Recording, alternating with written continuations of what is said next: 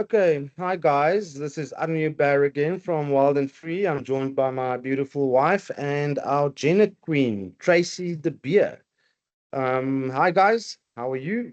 Hi, fine and Hi. you? Cool, cool. So basically, I wanted to interview Tracey for probably 2 years now. We started building the rehab, and so we couldn't take in the Genets like we usually did. But how many Genets have you raised about, Tracey?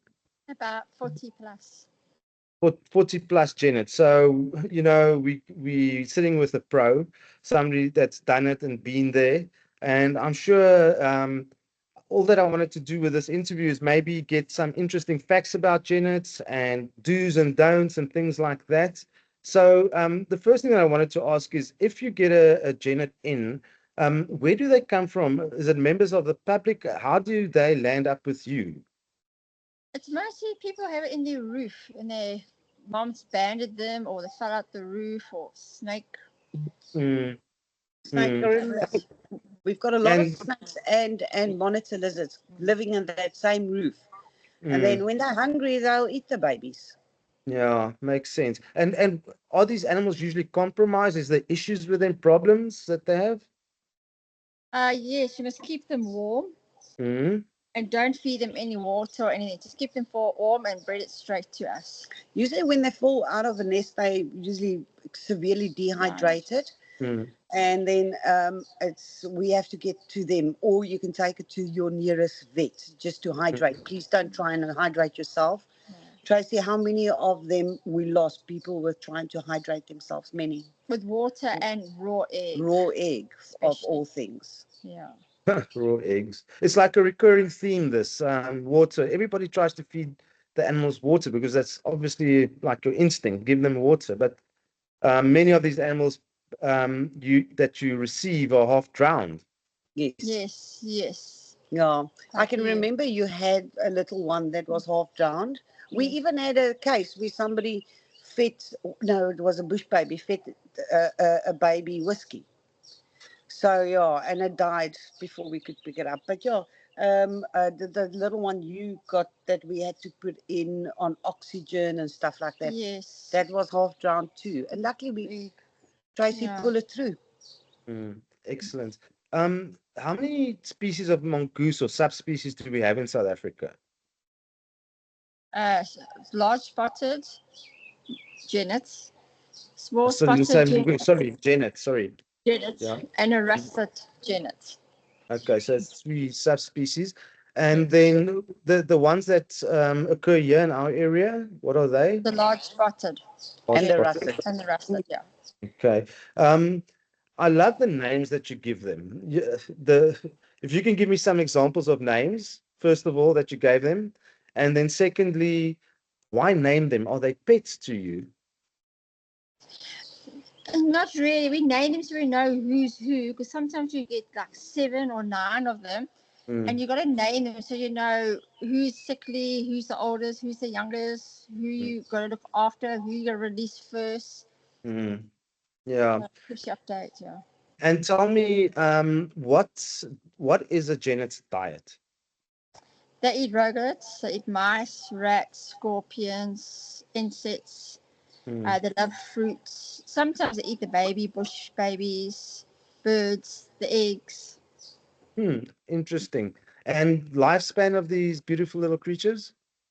It's between 8 to 13 years in wildlife, and then if you keep them as little pets, is about 20 years. And is it legal to keep them as pets in South Africa? No, no. When they reach a certain age, they actually go wild. Between 8 to 9 months, then they go wild. Yeah, I've seen it. Yeah. And What, it's why do they go actually wild? it's one of the animals that rewild very easily. Their hormones change. They Oh, mature. mm. Yeah. That become teenagers. Hmm. Yeah, and they change, especially the males. Yeah, they kick in. No, well, it's natural, I guess it's natural. Um, so at 8 to 9 months old, they become wild, and then you release them in a group, or how does that work? At Genets, you can release them single because they only go on their own until the female goes in heat, the male stays with her mate, and then they just leave them. They never go in a group. Okay, so you can release them one-on-one. It's like not like bush babies and stuff like that that you release. Yeah. Okay. Yeah. Okay, and then how do you make sure that the release is actually successful? Is it like a soft release where you continuously feed them and they come back, or is it a hard release and you just close the cage and they never come back? It depends on each genet, but sometimes you keep them in the cage, okay, and obviously feed them, and then you just open the cage and you see they will run away. And Okay. sometimes we had a few that we keep on feeding in the cage and they come back, but that's a week and then they go on their own. But mostly, Okay. yeah, mostly they go, yeah. That's good. That's interesting. And any interesting stories that you can share? Any special genets that you've had? She And had many. I want to know their names. Give me their names. I had Snowflakes. That was my favorite, and it was the hardest one to look after. She came in and she was half drowned. And then obviously she was on oxygen for 24 hours. So every hour I had to feed her and watch her. And I nearly lost her, but she survived. And obviously she had a bone problem where she broke her leg and it healed. And then she broke her hip. And then we had to put her down. That's sad. Look, you don't win all the battles, but we're here to win the war. What we've realized with Snowflake is that genets do carry a gene, some of them, that God, you can give them the correct food, calcium, everything, but it doesn't digest the calcium, and that was Snowflake's problem. He couldn't, we think it was an early birth as well. Yeah. Shame. Okay. Then I've seen some of the genets when Deidre and you start stressing, they get like shakes. What's that all about? We actually not sure, but those two genets we got were at the same house where somebody had pet cats, and those two started about 3 months. They started their shakes, and we're not 100% sure if it's happened, but it came from where there were home cats, normal cats there. And our vet, Doc Piet, says if we find another one in that area, then we have to do a necropsy and see, maybe send blood work away and stuff like that, so we can make sure. But we think it comes from the normal domestic cats those people kept in their house. That's interesting. And do they get rabies? Yes. Yeah, I do. definitely. And when you release, do you inoculate them against rabies and things like that? Yes, we have to. That's law. We have to inoculate them only rabies. It's not like your dog species that get 7-in-1 and the rabies injection. They only need to have rabies. So yeah, Okay. Doc Piet usually does that for us, and then we send it to the state vet, just the card to prove that they were.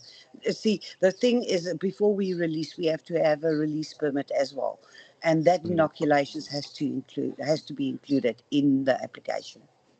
And then who decides where they're released? Deidre? Me and Doc Piet and even Derek from the Aspinall and We Wild Africa. He knows more about where they are needed because the density in Marley Park is quite a lot. So then he finds out release sites and stuff like that. I know there's a lot of conservation areas that need genets, and then we reach out to them and then we form a partnership to release the genets there. Okay, and I know MTPA Scientific Services as well. They have specialists that can help with identifying release sites, I guess. Yes, they do. Okay.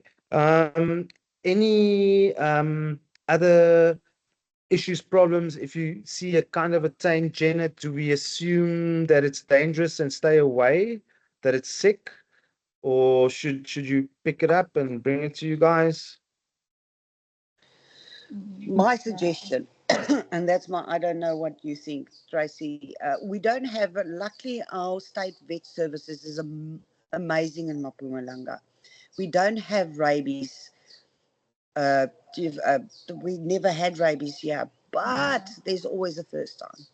So I would rather call us in before you start picking up and chasing the poor animal down, because the problem is capture myopathy is a killer. Yeah. and rather get the professionals in. If you can maybe put it in the room or entice it into a room and call us immediately.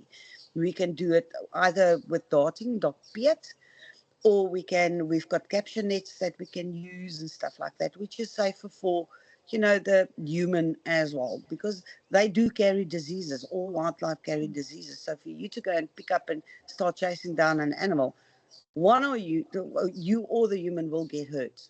I can Mm. promise you. We had a Genet that was hit by a car in Marlow Park, and it got hold of my hand. It wasn't fun. It No, wasn't fun. no. Hmm. Yeah.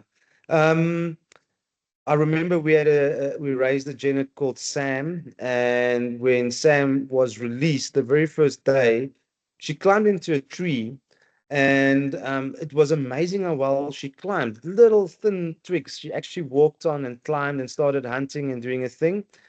And then she came down in a troop of banded mongoose. About 80 of them tore her apart. They Yeah, literally broke her back and ripped her apart. And yeah, broke me. It broke me. Have you had any yeah. similar cases, and how do you deal with that?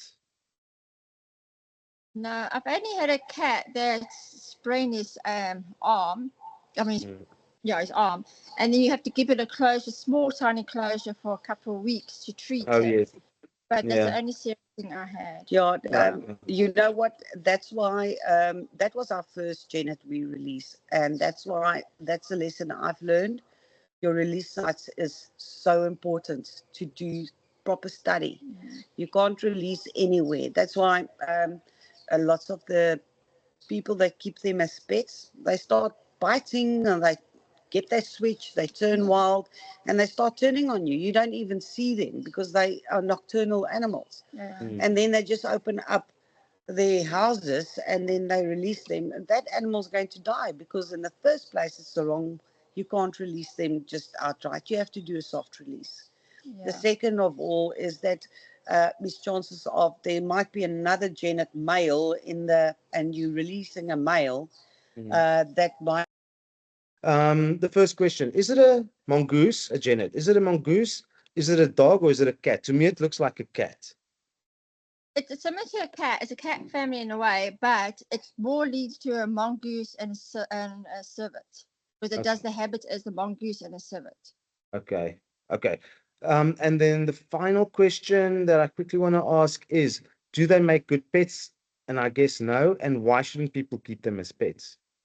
Because they're wild animals and they actually can turn. It's like a sample. Somebody had one and they raised this genet. And what happened is that they had a baby, and a few months later, this genet started attacking them and the baby. Mm. And they actually gave it in to Deidre. And Mm. what happened, this thing was also injured because it fell off a double Yeah. story and we had to put it down. Okay. Okay, look, this has been very, very interesting. Thank you. After years in the making, baby season is starting. Oh, Um, yes. I think it's going to be a On, busy, busy baby season. Anything yeah. else that you ladies would like to add? I want to add that if we get a baby genet in, we always try to get it back with mom. Yes. It takes us about 2 days. We've done it successfully, but most of the time the people doesn't want those genets in their roofs, so then we have to make a plan. So yeah, that we always try to get these animals back with mommy because mom knows best. And don't Okay. keep him as pet. And don't keep them as Please. pet, please. Okay. No, cool. Great. Thank you for your time, Trace. I know you're in a hurry. Thank you. See you soon. And good luck with raising all those baby genets. Thanks. Bye. Bye.